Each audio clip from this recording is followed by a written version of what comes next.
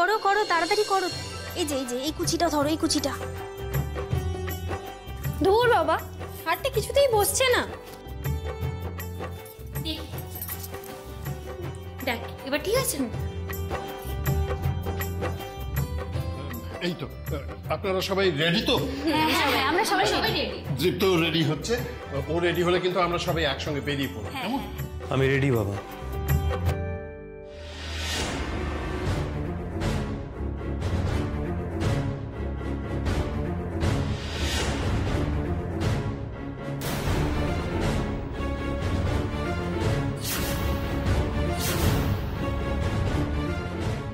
দীপু, কি হলো বাবা? তুই এইভাবে বিয়ে করতে যাবি দীপু?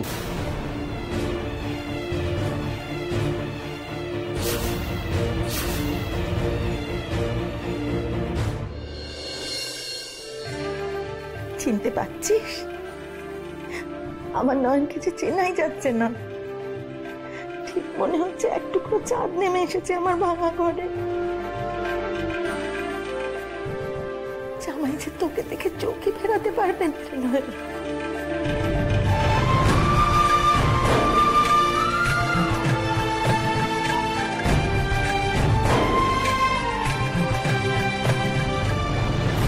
না মানে তুই যদি এইভাবে যাস তাহলে ত্রিনয়নীর বাড়ির লোকেরা কি ভাববে বলতো? পরেরা তো ধুতি পাঞ্জাবি পরে, মাথায় টোপর দিয়ে, না মানে সকলের তো একটা এক্সপেকটেশন থাকে। ঠিক কথা বাবা, এক্সপেকটেশন সবারই থাকে, সবাই কিছু না কিছু এক্সপেক্ট করে, কিন্তু সবসময় কি সেটা হয়? এই দেখো না, আমি তো এক্সপেক্ট করেছিলাম যে তুমি যাকে ছাড়ো বাবা, এই বিয়েটা আমি করছি, আমি তোমাকে কথা দিয়েছি বলে, তাই কে কি ভাবলো সেটা আমার ভাবার কাজ নয়। আর এর থেকে বেশি আমি আর কিছু করতে পারবো না। কিন্তু দীপ্তবাবু, বেশ বেশ, তুই যেমন চাস সেভাবেই চল। পোশাক আশাকে কি এসে যায়, বিয়েটাই তো আসল। হ্যাঁ চল চল, আপনারা আসুন। তপব্রত বাবু, দেখুন গ্রামের সহজ সরল মেয়ে ত্রিনয়নী এত ঘোরপ্যাচ বোঝে না, এতে ওর সাথে অন্যায় হচ্ছে না তো?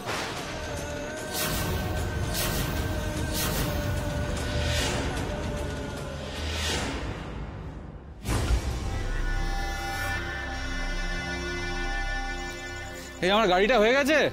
হ্যাঁ দাদা হয়ে গেছে।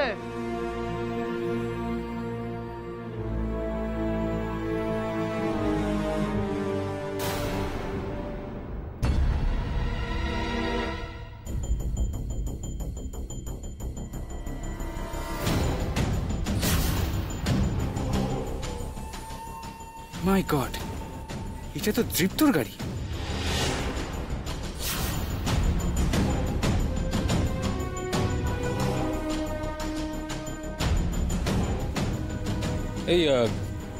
এই গাড়ির এই অবস্থা হলো কি করে?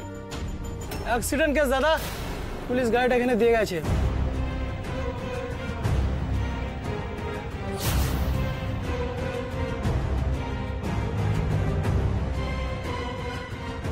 তার মানে মামার কথাই ঠিক, গাড়িটা সত্যি অ্যাক্সিডেন্ট হয়েছে। তাহলে তপব্রত বসু আর তার বড় ছেলে এখন কোথায়?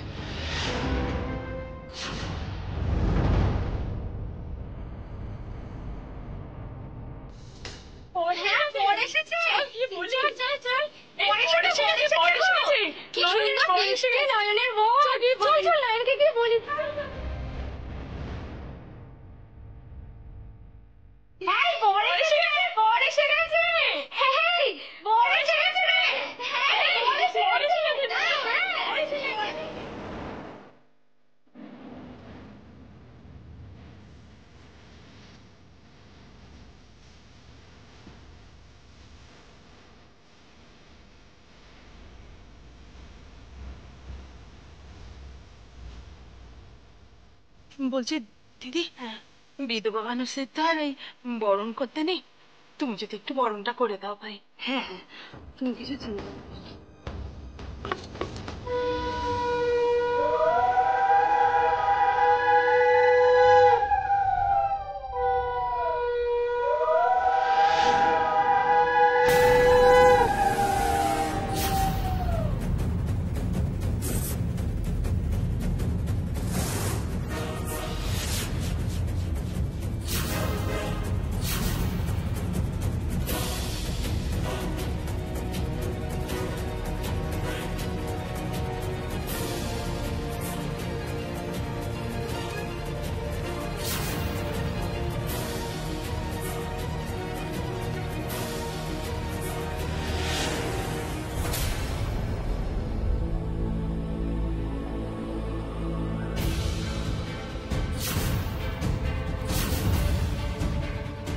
কেমন তোর সাজবো পরে?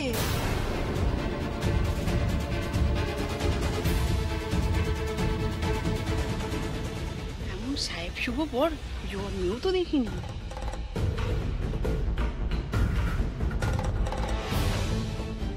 তপব্রত বাবু, এইভাবেই কি বিয়ে হবে?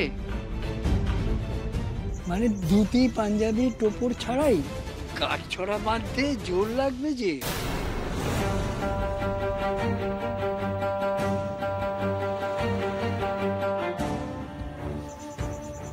বাবা, আমরা কি এখানে দাঁড়িয়ে থাকবো?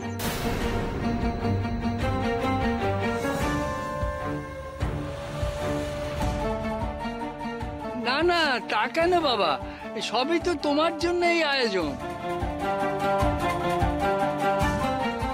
এসো এসো, ভেতরে এসো। তোমরা দাঁড়িয়ে থেকো না, জামাই বরণ করো, উলু দাও, শাক বাজাও।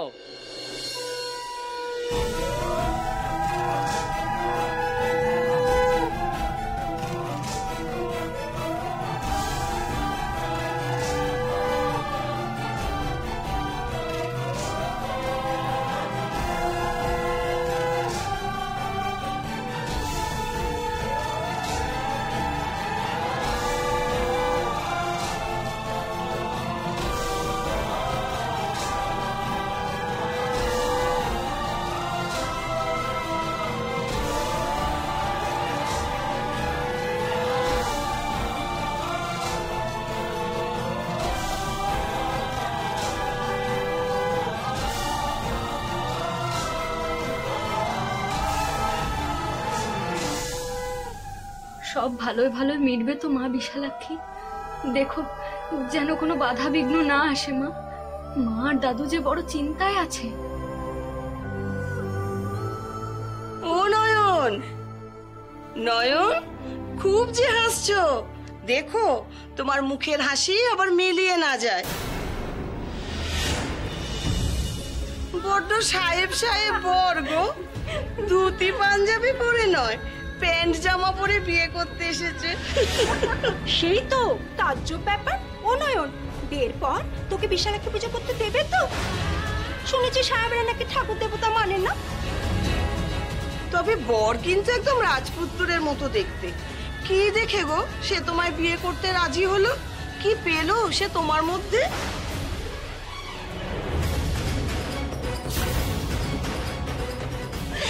দেখিস নয়ন, দুদিন পর তোকে আবার বার করে দিয়ে না মেম সাহেব নিয়ে আসে।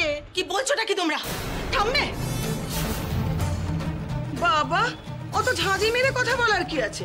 মিথ্যে কথা তো কিছু বলিনি, যা সত্যি তাই বলেছি। দোহাই তোমাদের, আজকের দিনে এত সত্যি কথা না বললেও চলবে। মেয়েটার আজকে বেশ, তার সামনে এইসব আপাতক কথা বললো না বললেই চলছে না? বুঝতে পারছো না মেয়েটার মনের মধ্যে কি হচ্ছে? তোমরা যাও তো, যাও তোমরা।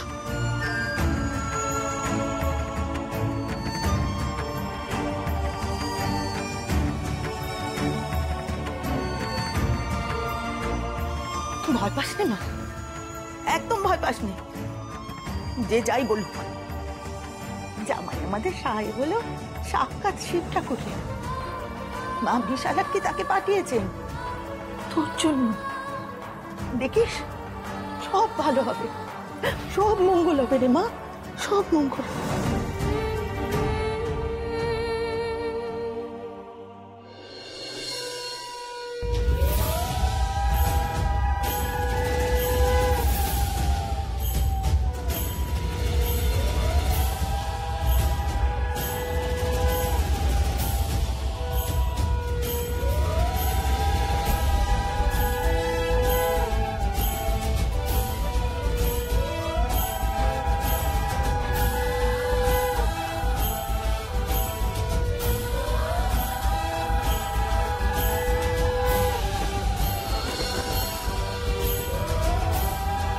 যেন জানতে না পারে কাল রাতে আমি ততটাও অসুস্থ ছিলাম না।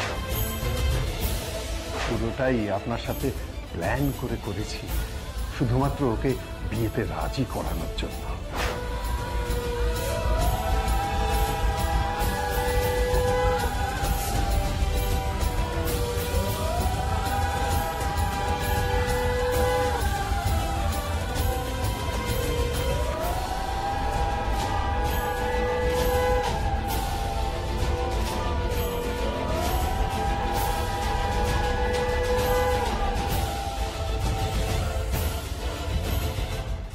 নয়ন, মুখের সামনে থেকে পান পাতাটা সরা। বরকে তোর মুখটা দেখতে দে। মুখ দেখে বসে থাকলে শুভদৃষ্টি হবে কি করে? আমি মানুষের আগাম বিপদ দেখতে পাই। এই তো দুদিন আগে দেখলেন রাস্তায় অ্যাক্সিডেন্ট হবে, সেই দেখেই তো শহরের রাস্তায় ছুটে গিয়ে শহরের বাবুকে বাঁচাতে পারলেন। দিদির মাথা খারাপ, বিষমুখী, গা থেকে লোকজন ওকে দূর দূর করে তাড়িয়ে দিল।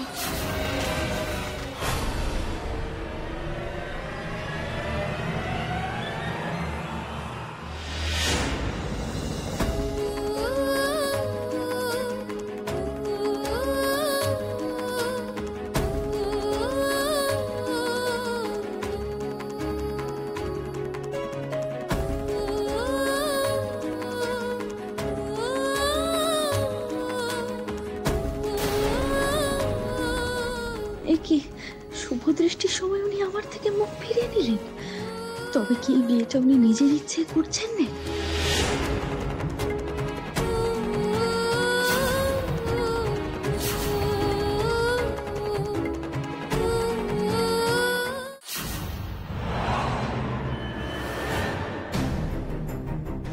ওদের খুঁজতে থানায় তো চলে এলাম, কিন্তু ভেতরে যাওয়াটা কি ঠিক হবে? দীপ্তর অ্যাক্সিডেন্ট হয়েছিল, আর তাতে পুলিশও ইনভলভ হয়েছে। আচ্ছা, আমাদের ব্যাপারে কিছু জানতে পারিনি তো? কি করি এবার? যাবো পুলিশের সাথে কথা বলতে, নাকি ফিরে যাব? না না, মাঝখান থেকে যদি একা ফেসে যাই তাহলে তো না বাবা, দরকার নেই। ফিরে যাওয়াটাই বুদ্ধিমানের কাজ হবে। কি ব্যাপার, এখানে গাড়ি দাঁড় করিয়ে কি হচ্ছে? এটা কি পার্কিং জোন?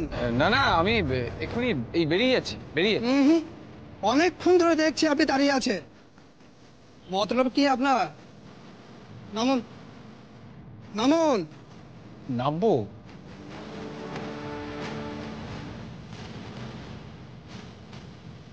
ভেতরে চলুন,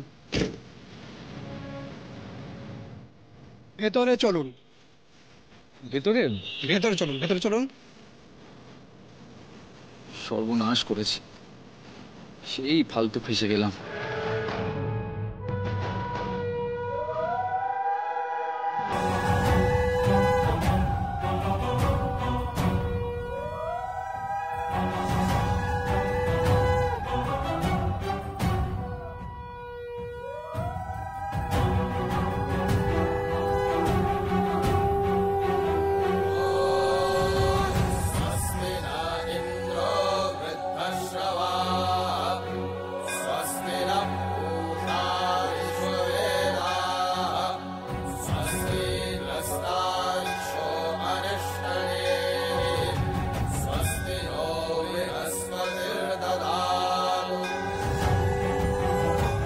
মাগো, বড় ভয় হচ্ছে মা, কেন জানি না।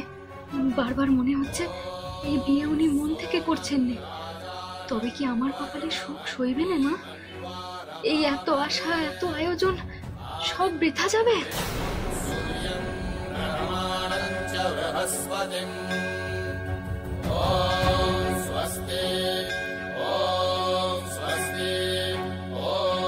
এবার বরকনের জোর বাঁধা হবে।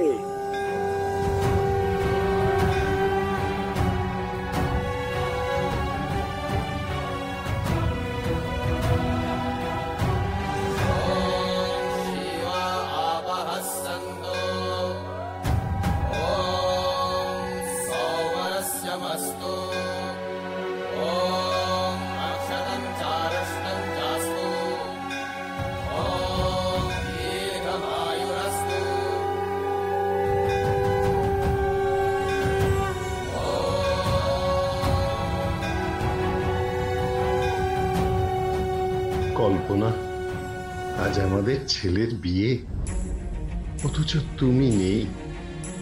আজ তুমি থাকলে কত খুশি হতে বলো তো।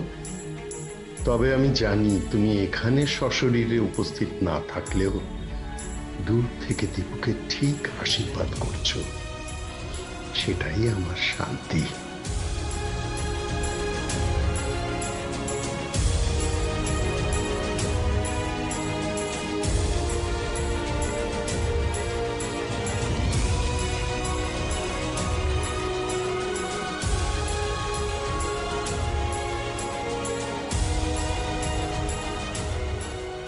এবার 7 পাকে ঘোরা হবে, তোমরা উঠে দাঁড়াও।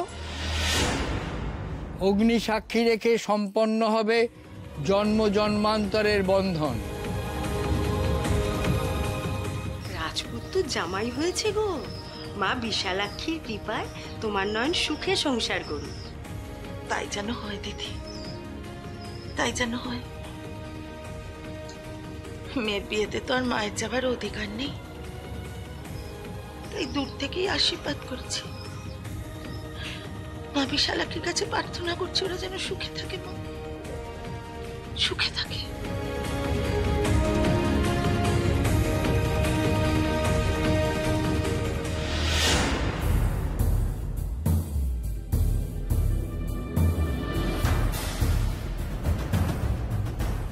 দাঁড়াও।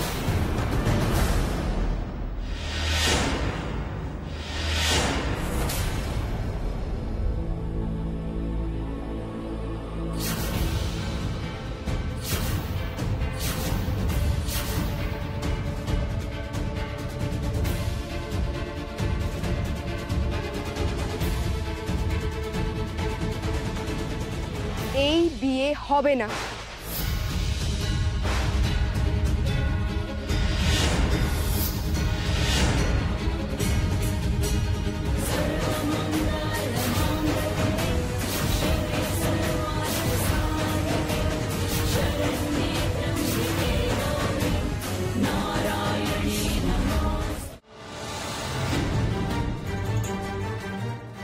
দিদি তোর লজ্জা করে না? এইভাবে একটা মানুষের জীবন তুই নষ্ট করছিস, তাকে ঠকাচ্ছিস।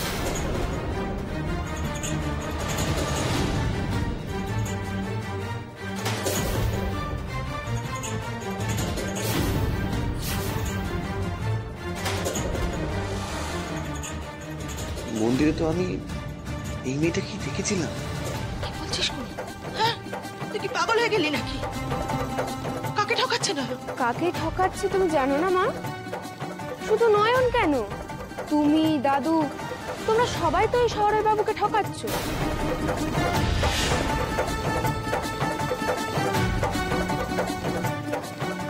মা, তুমি তো নিজের মেয়েকে পার করার জন্য ব্যস্ত, কিন্তু তোমার বড় মেয়ে যে অলক্ষণে, সেটা কি এনারা জানেন?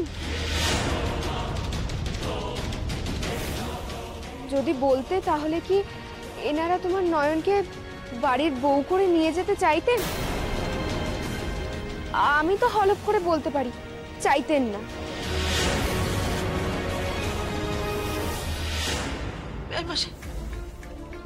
আপনি আপনি ওর কথা বিশ্বাস করবেন না, ও সব সব মিছে কথা বলছে। এটা আমার ছোট মেয়ে আমার, ও ছোটবেলা থেকে আমার নয়নকে বড় হিংসে করে। ওরও বিয়ের কথা হচ্ছে, কিন্তু নয়ন ওর থেকে ভালো ঘর, ভালো বর পেয়েছে বলে ওর সহ্য হচ্ছে না, তাই ভাঙচি দিতে ছুটে এসেছে ও। ছি মা, ছি! আমি দিদিকে হিংসে করি? দিদির বিয়ে ভণ্ডুল করতে আমি এখানে এসেছি? এ কথা তুমি বলতে পারলে মা? তোমার মুখে একবারও আটকালো না? আমিও তো তোমার এক মেয়ে, বলো। আমার নামে তুমি এত বড় অপবাদ দিয়ে দিলে। আচ্ছা বেশ, আমি মেনে নিলাম আমি হিংসুটে, আমি কুচুটে, দিদির ভালো আমি সহ্য করতে পারি না, তাই আমি দিদির বিয়ে ভণ্ডুল করতে এসেছি। কিন্তু মা, গায়ের লোকেদের কিসের তাগিদ বলো তো? তারা কেন ছুটে এসেছেন দিদির বিয়েতে বাধা দিতে?